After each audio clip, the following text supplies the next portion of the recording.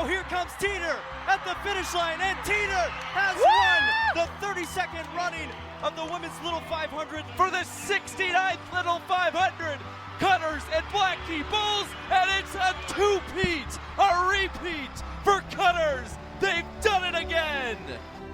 You're listening to the Little 500 podcast, presented by IU Sports Media. Welcome into the Little 500 podcast. I'm Jordan Gould. I'll be your host today, and today I'm joined by a couple riders from Nix. We got Fergus Arthur and Griffin Tishner. Guys, thanks for coming in today. Yeah, no problem. Thanks for having us. Yeah, so, a little tired, but, they were just telling me off the air. I mean, I just got back from Georgia, 3 a.m. yesterday, so, really appreciate you guys coming in. Griffin, we'll start with you here. You guys have a lot of similarities in the fact that you were both runners and, have a similar path where you both didn't start at IU, but kind of, moved here over time, ended up on the same team. So maybe just talk about how your running careers, first off, maybe beginning at Bloomington North where you guys both went to school together, how that kind of has elevated you to get to the point where you are with cycling. After I graduated high school, I went to Villanova initially and ran there.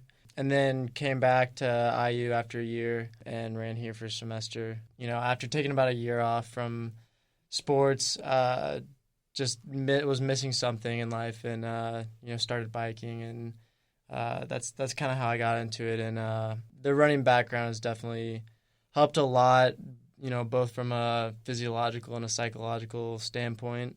Just with the training aspect of it. Endurance sports are, very similar, whether that's biking, running, swimming. There's a lot of similarities in the training principles. And so I think I can speak for both of us and say that we both knew what to expect with what we were getting ourselves into from the actual training standpoint. And then, mentally, we started running when we were 12, 13, and, all the way up until we were like 20. There's just that certain mental toughness that you develop where, you got to train every day, that mental toughness that you gain. Definitely. Well, yeah, I had a very similar trajectory right out of high school, as did Griffin. With I went to Purdue for my first year and a half and ran there. And then I just had some trouble with the coaching staff there. It was actually a brand new coaching staff at the time, so there was a lot of transition that trickled throughout the team, towards the bottom. And so I got out of there. I went to Indiana State for a semester because I wanted to keep running at that point. And once I was there, maybe it was just being Terre Haute, but I wanted to come back home, and I was kind of done with running at that point. So we had a very similar trajectory to get to the point where we are now. And Griffin kind of found the two wheels first, and I saw him riding and having fun, and I was like, I want to do that too, and kind of followed in his footsteps and led us to now. I think we could both say that it's almost like a second chance that, we learned from all of our mistakes the first time, and we're getting a second chance to come back to to endurance sports, and with everything we learned, it really feels like that. It just feels like much better mentally and physically prepared. Yeah, Griffin, you bring up a good point with I think maybe seeing cycling as a second chance almost. I'm kind of curious about that because I think there's a lot of things you could take away from running, but I do see this as perhaps a fresh start. Maybe just because this is a unique event here at Indiana University. Maybe I don't know. How do you guys see this as almost a renaissance or a rebirth for you guys with that competitive spirit in you that the Little 500 brings out in you guys? Definitely. Well, I think just generally the sport is, because that is one thing about both of us is that we're very involved in racing outside of Little 5. We're very invested in road racing. We're traveling as much as we can and doing that, and so that question, the first thing that pops into my mind is, for me, and I think for Ferg as well, when we were in high school, we always had this, vision of going on to college and doing super well, and then, after college, maybe getting some sort of sponsorship deal and continuing to compete at a high level. That didn't happen with running, but now we're doing cycling and doing a lot of these road races, and now that's it's definitely tough to get to that level, but it's it's back on the table in a sense. It's the same way. And at first, whenever I saw Griffin ride in the race, or the Little 500, I was on the sidelines. I wasn't a part of the team, and immediately after the race, I was like, yeah. I walked up to him, and I was like, dude, all right, next year. It's so funny that you say that, because I was literally about to bring that exact story up. Yeah. And I mean, it was, as the race developed, I was like, yeah, we're going to tear this up. Yeah. It's just, because you mentioned it earlier, but there was something missing, we kind of went from 100 to 0. Like, we weren't doing anything for like a year and a half. Yeah, we were just so dedicated to running, so dialed in, like it pretty much consumed every aspect of our lives. Every decision we're making is this in the best interest of my running? Was it hard to let go of running? I mean, even if you guys said you both got burned out from it, which I can imagine. But I mean, still, it's part of you, especially when it's around. Yeah. It's part of your life. I mean, you go to school, you go to practice after, you run. Yeah. It's a process. I mean, how hard was that to let it go? It was. I mean, for myself, definitely one of the hardest things I've ever done. Just because, like you were saying, I mean, for me, it was so, integral to my identity. Throughout high school, like that's how I felt like I was known as, is like, oh, that runner. Like, same with Ferg, and like even when you get to college, like it was pretty sweet wearing like the track shirts and like having the benefits of being a student athlete, and people see you and know, and then all of a sudden that's gone, and you just don't feel like special, or that there's really anything setting you apart from everyone else. Yeah, no, I agree. I was initially going to say it wasn't that difficult for me. I was really burnt out, and I just wanted to be done with it. But it was a slow realization over the next 6 months, probably, where I was like, something's not right. I need to. I mean, I would still work out and stuff. We were still very active. Got into longboarding for a while. Yeah. But there was definitely the structured training, just being regimented in something, and having a goal. With Little 500, it's the race, but even beyond that, as competitive road cyclists, it's just trying to take it as far as we can, and that's just it's a part of your identity at a certain point. Not only are you guys teammates, but you guys seem like you're pretty good friends. Oh, yeah. Maybe how did you guys first become friends and meet? I mean, I know you all went to the same high school. How did that relationship form? I grew up in Illinois until I was 12. Then I moved to Bloomington, and Ferg was actually one of the first people I ever met when I got to Indiana.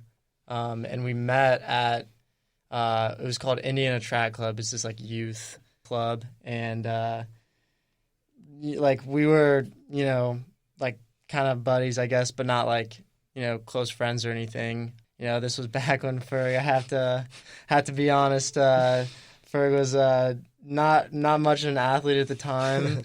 And then, we went to different middle schools, didn't really know each other then, but then we went to the same high school. If anyone's done cross country, that you just develop bonds with people in cross country just through all that shared suffering. Just got into high school and watched him go from running a 9 and some change 1 mile to a 9 and some change 2 mile. It was different because when we first met, Griffin was kind of a star, like definitely a star as in the age group that we were in, and I would definitely look up to him. I was like, damn, that's the guy to beat. I don't know. It was motivating because it was never to this day we still have a competitiveness between each other, but it's brotherhood first. What kind of piqued your interest? And maybe, I know you guys both didn't start at IU, but maybe when you guys got here, like, yeah, I want to be a part of this. You're listening to the Little 500 podcast, presented by IU Sports Media. Bloomington, Indiana is home to the Little 500, the largest collegiate bike race in the United States. This year, the women's race will be on Friday, April 24th, and the men's race will be on Saturday, April 25th. Both races will take place at Bill Armstrong Stadium and will be broadcasted on Indiana's web streaming portal. Come see why the Little 500 is known as the world's greatest college weekend. I really grappled with the decision whether I wanted to do Little Five or not, because at that point, just like what I was doing, with my life, and I was so far from what I was when I was a runner in terms of the seriousness of it. And the reason I grappled so much with whether I was going to do Little Five was that I knew that if I did it, I would get back to that level of seriousness, and I would, it would just consume me, and it did. I mean, it's just kind of funny, but it was kind of scary making that decision. But I'm obviously so glad that I did. Definitely. Yeah. So with the race and with Nick's English Hut, how did you guys get to this point with both having the success, maybe to get on this team and decide to ride for them? Did they reach out to you? Did you guys reach out to them? How did that meeting work? It's another one deferred to you. So after we decided we were not going to do the fraternity route, we were the great thing about the fraternity was that you had the budget.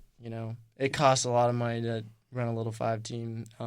There's levels to it as well, and so we knew we needed to have some financial support, and the best way we could think of, and this mirrors how professional cycling works, is that you partner with a business and you name the team after the business. And so I was just brainstorming with my dad what he thought would be some good businesses that the branding would work really well, and he mentioned Nick's, and I was like, yeah, that's that would be pretty cool. They're the oldest establishment in Bloomington, obviously very beloved in IU culture, and what better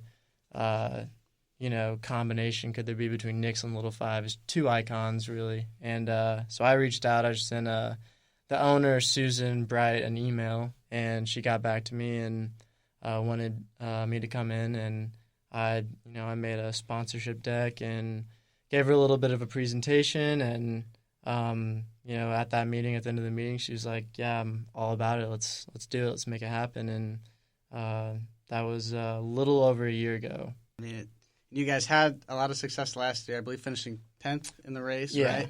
So how do you guys feel about that, and maybe how do you look to build on that this coming year? Yeah. Well, I've been answering all. No, yeah.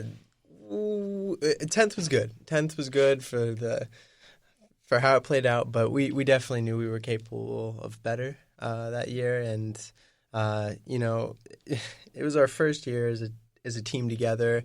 It was the first year our coach Mike Larson was running the show and telling us who was going to go in, and anytime you're doing something for the first time, there's just things you don't know about the race that I think for the circumstances we did everything right. We didn't know any better in the moment, but just maybe shuffling a few people around, we could have had a much different result.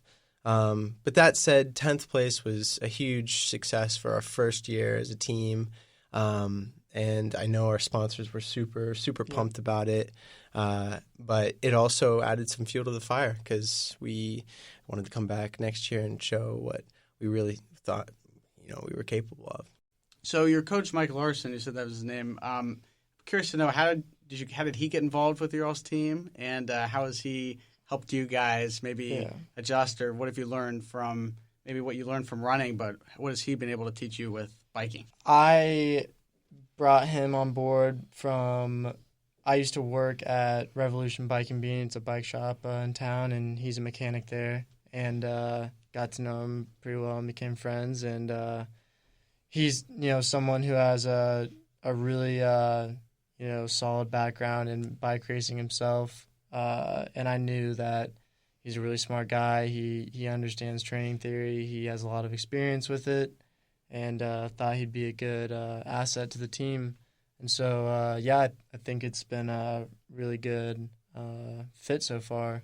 With the training, that's probably the best thing about it is that he gives us very well-informed training that is backed by, you know, what the leading exercise scientists and coaches are saying, instead of just saying, oh, let's just do this hard stuff and, you know, we get burnt out if we do that. And he's just really good at managing our personalities because, you know, we're all about, you know, if we were to just, you know, be left unchecked, we might train too hard because we're kind of ambitious, just personality types. And so he really keeps us in check. Being such a fresh team like you guys are, just a year under your all's belt, how do you pitch to people or potential new riders when you are recruiting to keep this team going and kind of keep the legacy that you guys are building?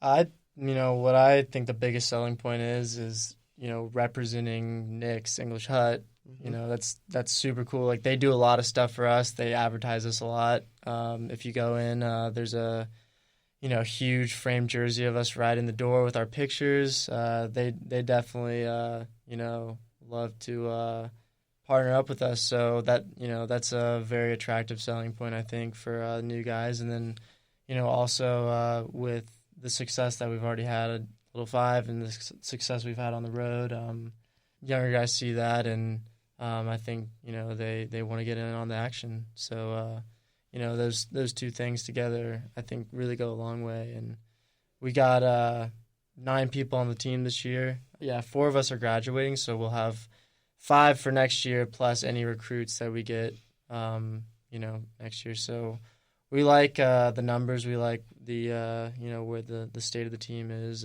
going into next year when we're gone. And I have to ask, if you guys do win the race, are you going to celebrate at Nick's? Of course, that's the first stop. Yeah, Absolutely. first stop. Find us there all night. Maybe they'll sink the biz or something? Oh, yeah. Maybe a few.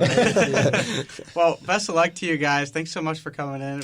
That's Fergus Arthur, Griffin Tishner. Appreciate you guys coming in. Yeah, thanks for And having us. yeah, if you like this episode, there'll be plenty more coming on the rest of the race season here as we're leading up to the race here next month. Can't believe it's That's already crazy. coming up. That's crazy. I know. The year, Wow. literally, the year goes by. I mean, seriously, Yeah. the training and everything, and Next then boom, month. April's here.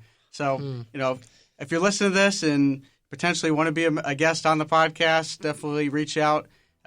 Email Jorgould, JORGOULD, at iu.edu. Once again, that's Jorgould, JORGOULD, at iu.edu. So, once again, thanks, guys, for coming in. That was Nick's English Hut, and best of luck to you guys. Thanks. Thanks so much. This concludes this episode of the Little 500 podcast, presented by IU Sports Media. Be sure to follow at IU Sports Media on Twitter and subscribe to the IU Sports Media YouTube page to follow along all Little 500 coverage from our student media. Thanks for listening.